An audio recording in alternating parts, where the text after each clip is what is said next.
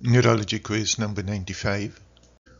Describe the pathogenesis, clinical features, and treatment of progressive multifocal leukoencephalopathy or PML. PML is an opportunistic infection of the CNS caused by the human polyoma virus, JC virus, and is characterized by focal demyelination. Asymptomatic primary infection with JC virus occurs in childhood, and by adult life 55 to 85% of the population is seropositive. Following a primary infection, JCV becomes latent in sites including kidney, bone marrow, and tonsil. It is unclear whether CNS latency occurs. Reactivation in an immunocompetent host usually takes the form of asymptomatic viruria. In the setting of impaired cell-mediated immunity, the virus reactivates to produce PML. The most likely pathogenesis of PML includes reactivation of the virus from an extraneural primary site, dissemination to the CNS through the bloodstream, and subsequent lytic infection of oligodendrocytes to induce demyelination. This picture illustrates that infection with JC virus occurs at an early age by the oral route, and infection is asymptomatic. Initially, dissemination occurs via the bloodstream, and the virus remains latent in sites like the kidney, like the bone marrow, and the reticuloendothelial system. Once there is immunosuppression and decreased immunosurveillance, the CNS is seeded via the bloodstream and PML occurs. Etiology: in the largest series of PML, 80% had evidence of HIV infection. Before the advent of antiretroviral therapy, PML developed in 3 to 7% of patients with AIDS and was almost invariably fatal. With the widespread use of ART, there was substantial decrease in the incidence of PML in these patients.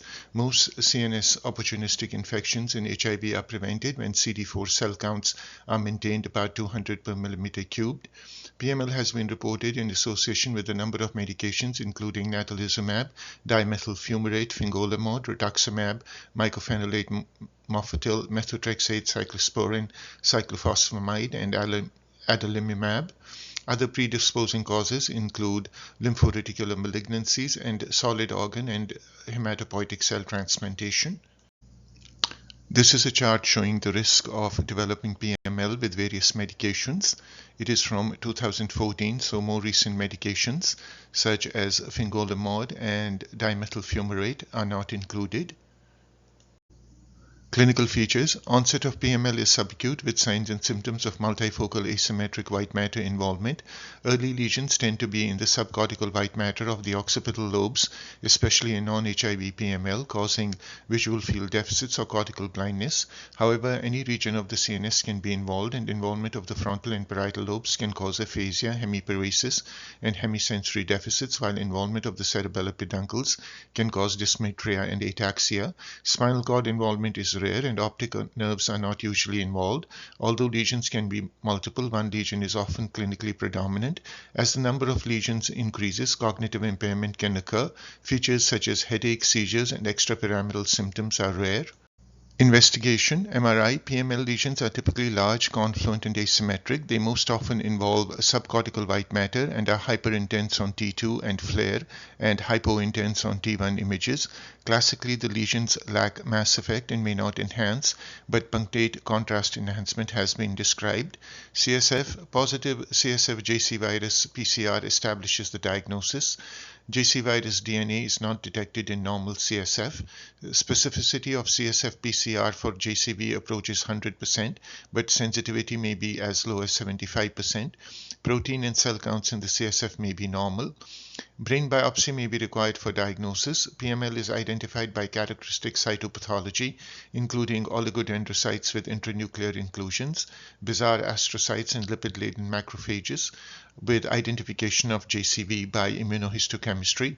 Serological testing is generally not helpful because of the high anti-JCV seroprevalence in the general population. However, antibody testing can be used for stratifying PML risk as an natalizumab treatment. This figure shows serial progression of PML in a patient with serial FLAIR MRI images at approximately 2 months, 3.5 months, 7 months, and 9 months. This is another case of PML showing multifocal white matter lesions.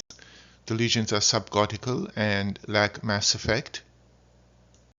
This figure shows the pathology of PML. In A, there is a horizontal section of the right frontal lobe with diffuse loss of myelin staining, which is seen on staining. In B, numerous macrophages containing myelin debris and giant astrocytes with hypochromatic nuclei are seen.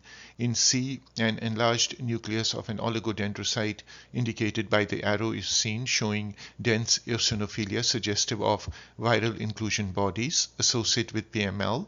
In D, the nuclei of the oligodendrocyte showed immunoreactivities for antibodies against the VP1 protein of the JC virus. Treatment: there is no specific treatment for JCV infection or PML. The main approach to treatment involves reversal of the immunosuppression that interferes with the normal host response to the virus. In HIV patients with PML who are not on treatment, ART should be started immediately, and such treatment can result in improvement and stop progression of the disease. In cases of medication-related PML, immune reconstitution through reduction or discontinuation of the medication is the mainstay of treatment. While some reports in literature describe favorable outcomes, there are also reports of complications such as organ rejection in transplant patients. Use of plasmapheresis has been reported to eliminate circulating Natalizumab because of its long duration of action. However, comparison of outcomes in patients with and without plasma exchange did not show a significant difference in some series. Medications that have been used anecdotally for PML include cytarabine, mirtazapine, and mefloquine, but these have not been shown to have clinical benefit. Some reports have suggested favorable outcomes in patients treated with immune checkpoint inhibitors such as pembrolizumab or nivolumab. Immune reconstitution following initiation of ART may lead to activation of an inflammatory response to latent JC virus infection. This can cause PML iris. Patients who discontinue immunosuppressive drugs are also at risk of developing PML iris, particularly patients on natalizumab. Early high-dose corticosteroid therapy followed by a prolonged taper may be beneficial in these patients. Prognosis: outcome from PML varies with the severity of the disease and underlying etiology. With advanced disease at the time of diagnosis, median survival is 6 to 12 months. In natalizumab-associated PML, studies report survival rate of 70 to 80% at 6 months. In a study of more than 100 patients with hematological malignancies treated with either chemotherapy or hematopoietic stem cell transplantation, transplant recipients had a lower mortality rate and a longer median survival after immune reconstitution.